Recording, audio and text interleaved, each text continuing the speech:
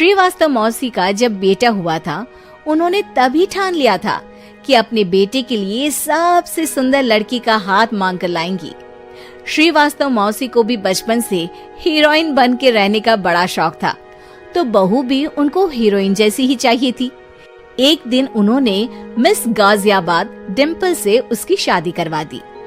यहाँ बस एक ही दिक्कत थी, डिम्पल को फेस मास्क बनाना तो आता था, पर आटा गूंथना नहीं आता था।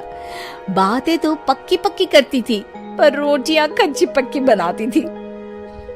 कमला बहन, मानना पड़ेगा, आप शहर की सबसे सुंदर लड़की को ब्याह कर ले आई है अपने बेटे के लिए।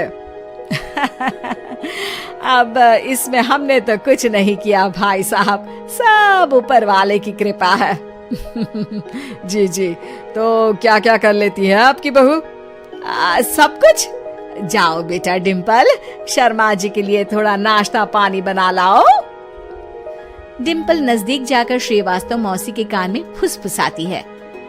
मम्मी जी, नाश्ता बनाना तो नहीं आता, सिर्फ पानी ले आओ।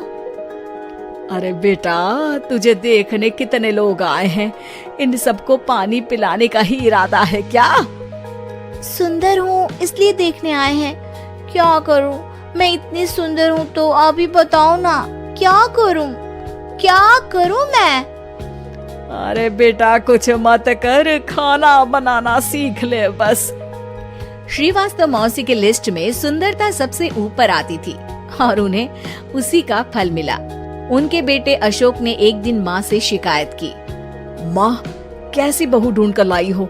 मैं शाम को थक हार कर घर लौटता हूँ तो मुझे कहती है, आज पेडिक्योर करना है, करवा दोगे? अरे जबकि दिन भर काम करके पाँव मेरे थके थे। अरे बेटा ठीक है ना, धीरे धीरे सीख जाएगी। अरे क्या सीख जाएगी माँ, उससे कुछ भी नहीं आता। हफ्ते भर का शेड्यूल बना लिया है उसने, पेडिक्योर, हेड मसाज, मुल्तानी मिट्टी का ये वो, अरे पता नहीं क्या क्या।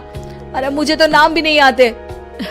देख बेटा, खाना बनाना, सब्जी काटना, ये सब सीखा जा सकता है, पर सुंदरता नहीं सीखी जा सकती। इतनी सुंदर बहू मिली है, फिर भी तू खुश नहीं है, कैसा बेटा है तू? श्रीवास्तव मौसी का मानना था कि समय रहते बहू सब सीख जाएगी, पर मिस गाजियाबाद से शादी कराने के बाद घर का जो नाम हुआ है वो जरूरी है। अरे सबकी बहू खाना बना लेती है, हमारे घर में तो काम वाली दीदी भी है, पर हमारे घर में जितनी सुंदर बहू है ना, उतनी किसी के घर में नहीं। ऐसा श्रीवास्तव मौसी सबको कहती रहती। फिर एक दिन वो हो गया जो नहीं होना चाहिए था, डिम्पल को पिंपल हो गया।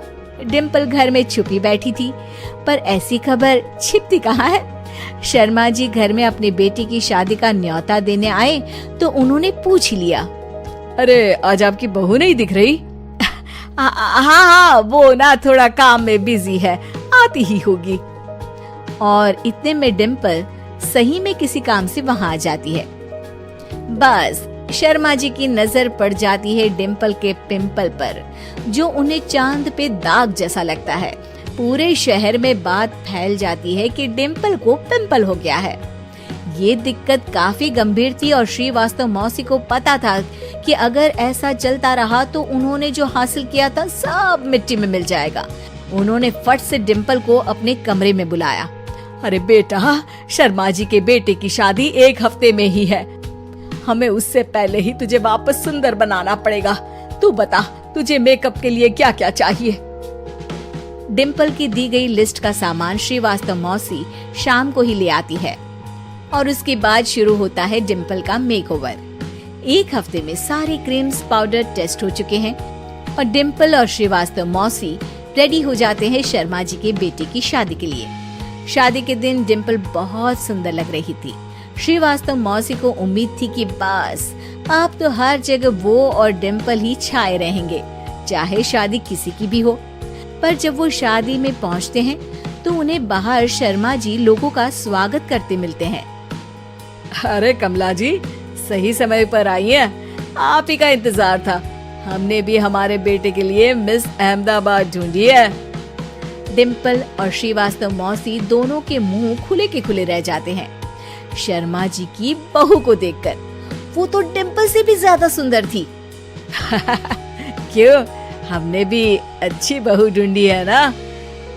हाँ शर्मा जी, बाकी आजकल के जमाने में सुंदरता से क्या होता है भाई। देखो, बूढ़े तो सब होते हैं। मैं तो मानती हूँ कि बस रोटियां गोल बना दे, इससे ज्यादा क्या चाहिए।